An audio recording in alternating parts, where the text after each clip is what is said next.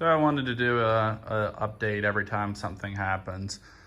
We did not get a chance to actually video removal of the core support or rad support, whatever you want to call it, but it's off. It still needs cleaned up, and the middle piece there where the middle bar of the rad support actually tore the bottom piece. So I'm gonna see if we can fix that, but I still gotta pull both fenders off so we can grind down what's left of the welds and clean it up a little bit. And of course, you know, that fender over there is gonna need painted. That will probably be a last thing. I did want to show you this much. I guess this motor's pretty lucky because it was almost, if it would have been a little harder, it would have almost been a new motor. But I was doing the timing belt anyway, so I'm gonna go ahead and order a new cover tonight and a new crank bolt and water pump. I'll get coolant conditioner, and I think that's it. Oh, a new thermostat. So also, looks like the power steering pump is leaking right there. I don't know if it's an O-ring. Hopefully it's an easy fix, but looks like it's been leaking for a little bit, not just because of the wreck.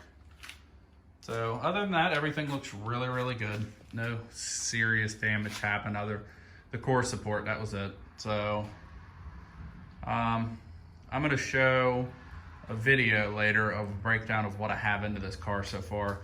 Last night I did order a matching rear wheel.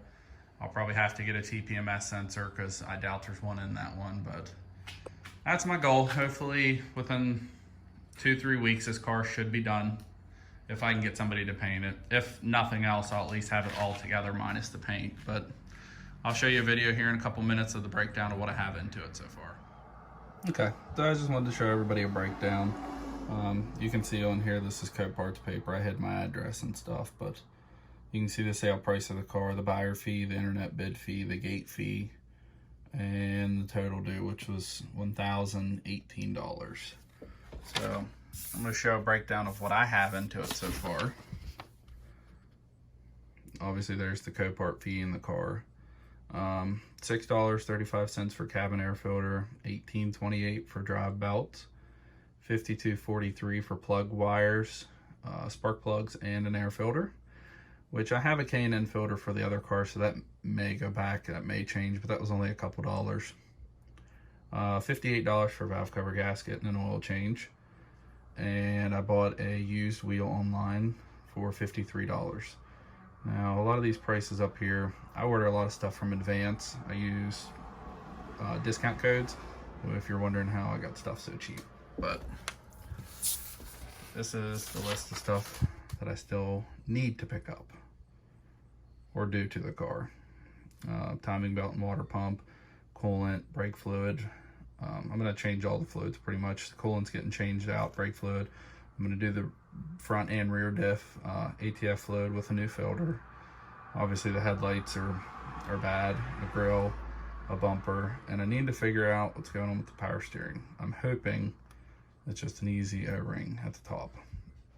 I'm also going to show another video here in a second. I forgot to do this, but with the parts car, I paid $650 for the 2005 Legacy GT. It had a hole in the engine. It was a quick turnaround. I only had the car for 2 days. I sold the shell with the cats for $300. And I'm selling the wheels this Wednesday for $275. And what was left of the exhaust, and it was a Rev 9 intercooler for $150. So if my math is right, I made $25 off the car. But I'm going to show that here in a minute just to make sure, because I'm pretty bad with math. I'm going to show the breakdown of that and all the parts that I got for that. So this is my second Copart car. We did not film the first one. It was mechanically salvaged. It needed a new computer. However, I'm learning it's honestly better just to get a parts car. I made money and I got a whole bunch of free parts off of it. They may be used, but they are still good used parts. This is a 2009, so it's not brand new. It doesn't have to have new stuff. But I'll take one more video and show you that.